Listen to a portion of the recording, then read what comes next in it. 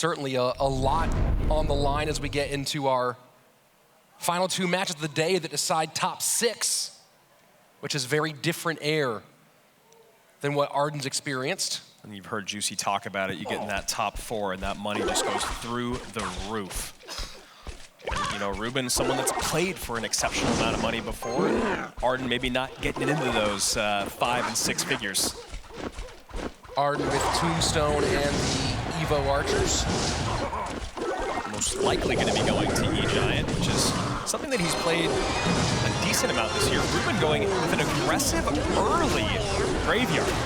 And maybe just reading the situation that there wasn't going to be a lot to sweep up these skeletons, and you're seeing that right there. A ton of damage and the high Tombstone to try to defend against the Prince. Look at that! But the Guardian sweeps right through it, and that might be the game in the very first minute. It is. I mean, there's almost no way to come back from this. You know, Graveyard really is struggling when you're always getting a ton of pressure and you're trying to find moments to create offense. But if you take a tower this early on, Graveyard is also one of the best defensive decks in the game. And you can see there Arden shaking his head because his King Tower is now down below 2K. So now you still have the opportunity for Ruben to create pressure with the GY if he ever wants on King.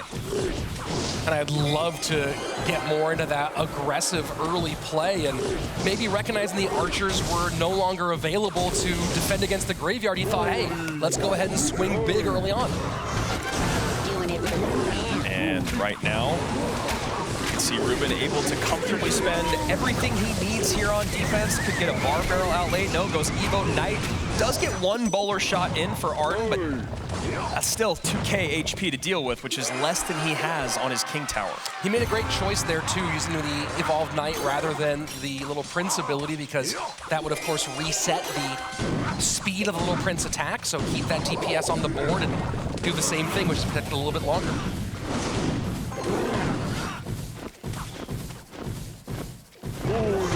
Gotta wonder what's going through Arden's mind now with 40 seconds left. And I mean, I like the idea of not giving up, Rich, but I also kind of like the idea of not committing too much emotion to the rest of this game. It seems like when you lose a tower to Graveyard that early on, you need to recognize, look, things did not go my way, but what can go my way is the rest of this set with the reset. But Arden, pedal to the metal here, another Tombstone in cycle, and I think as quickly as game number 1 started, it's out the window. Nice Knight to protect the Baby Dragon for a little bit. Should be able to NATO this stuff back and get to another Tombstone if necessary. Goes Bar Barrel to turn, and that's going to be GG. Well played. And that's the thing about Fancy Footwear. We talked about it. If you lose a tower to GY that early on, you're not able to create the pressure that keeps them from getting Graveyards out, and GY is one of the most defensive decks. But I know we've got a replay queued up. I know I'm not telling you guys to throw it up right now, but what I'm on the live stage here. Obviously 2020, 21, it's things that were played back at home. Can he actually do it in 2023 on the live stage? And he has shown he can do it and then some with an exceptional showing. Yes, a little bit of a rough start to his tournament, but you can see how it's going from there on out. I think people forget that Ruben played live in Spain for so long. Yep. And you might even call it the punk rock of Clash Royale, playing smaller shows in front of crazy Spanish-speaking crowds. And then on top of that, Team Queso was one match away, only a couple games away in 2019 from moving on and going to World Finals. So the same thing there. He was playing not in front of a crowd, but in a live environment with his opponent there, cameras in your face.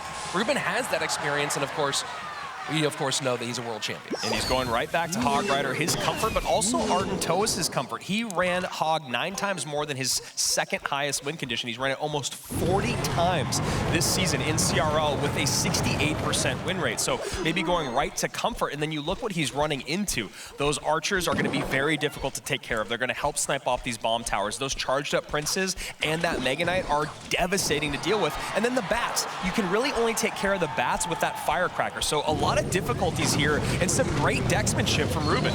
It's so interesting about this deck because obviously for a long time we had the MK Prince minor deck that was so popular, and then players started experimenting with playing Hog here primarily because they wanted to preserve minor for other decks, and then this just got discovered as, oh, it's a good meta deck.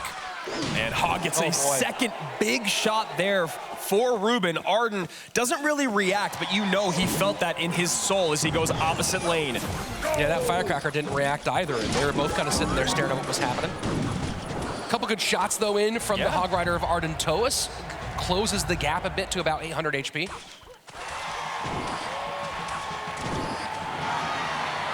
Double elixir now starting to flow, and while these decks both are Hog cycle decks, that extra elixir for the Mega Knight and Prince should benefit Ruben. Yeah, and you know, if you're Ardentoas, you got to start to figure out how can I really abuse my Evoed Firecrackers and my 3-card cycle with my Monk, right? Because, you know, for the same conversation I was just having about dealing with the bats, you look at Ruben's responses to that Evoed Firecracker, also not a lot of great ones. Hog does sneak in, Snowball to slow the defense. And this Firecracker Ridge can cause a lot of problems. Evo Archer's trying to snipe the Firecracker, and they do just in time. And a little late is that Firecracker and the Monk. Oh my word, that was a reflected arrows. Yeah, we don't see that often, unless you're watching, you know, one of our many YouTubers' videos on when it first came out.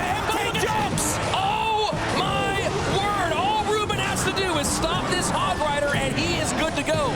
Archers, bats, and there you go. And even then, Ruben goes Archers at the bridge, early snowball from Arden, late bats, and that just shows you how dialed Ruben is right now. That was tremendous, and you see Ruben just feeling it right now, and I'm pretty sure I can see on screen right now that